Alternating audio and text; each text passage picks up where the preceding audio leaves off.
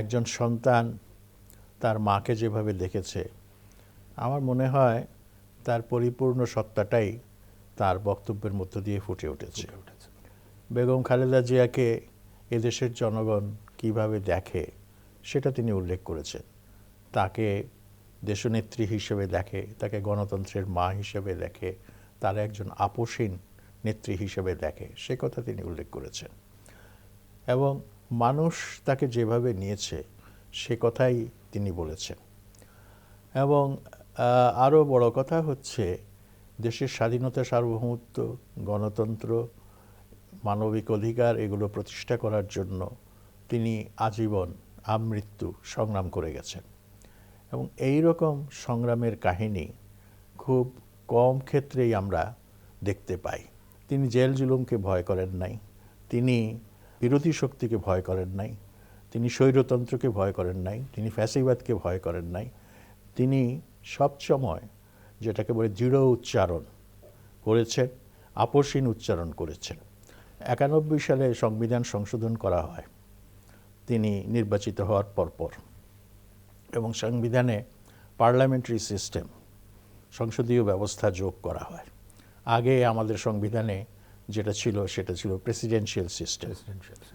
তো এই যে পরিবর্তন, এটা ঠিক বিএনপির ম্যানিফেস্টোর মধ্যে ছিল না।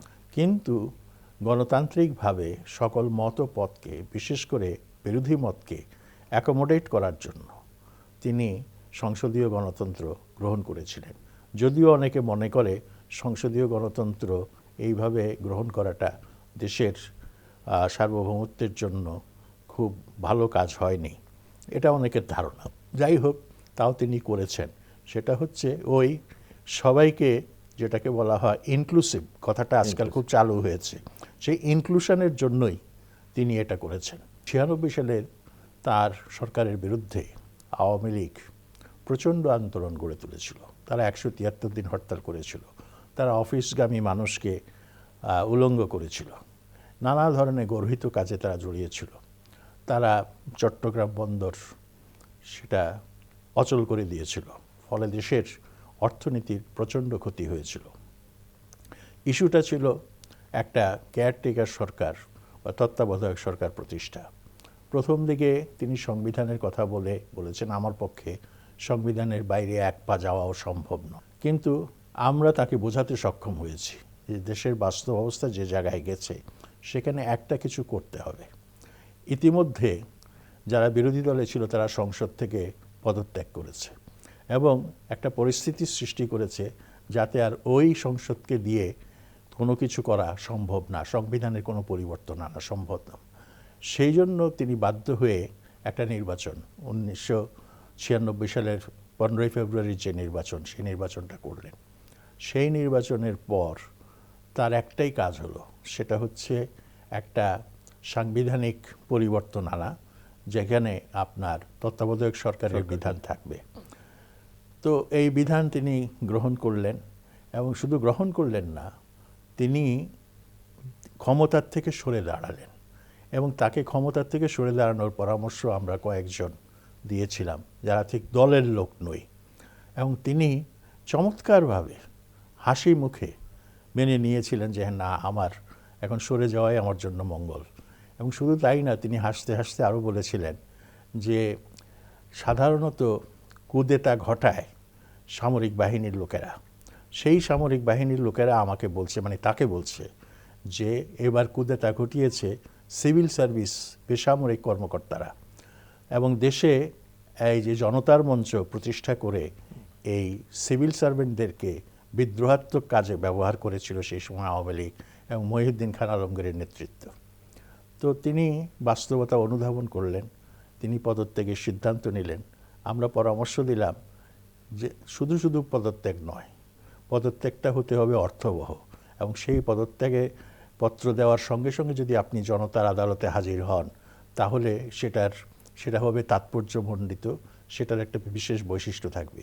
এবং সেভাবেই তিনি কিন্তু কাজ করলেন, এবং তিনি পদত্যাগপত্র দেওয়ার সঙ্গে সঙ্গে এসে হাজির হলেন পল্টনে তার অফিসের সামনে। তখন তার অফিসের সামনে বিশাল জনসমাবেশ। তিনি বক্তৃতা করলেন কেন এই সংকট সৃষ্টি হয়েছে এই সংকট সৃষ্টির পেছনে মূল ষড়যন্ত্রটা কী ছিল সেটা তিনি আরও বললেন যে আমার আরও কথা আছে, পরদিন যদি আপনারা আবার আসেন আমি আমার বাকি কথাগুলো বলবো। পরের দিন আরও বিশাল জনসভা হলো।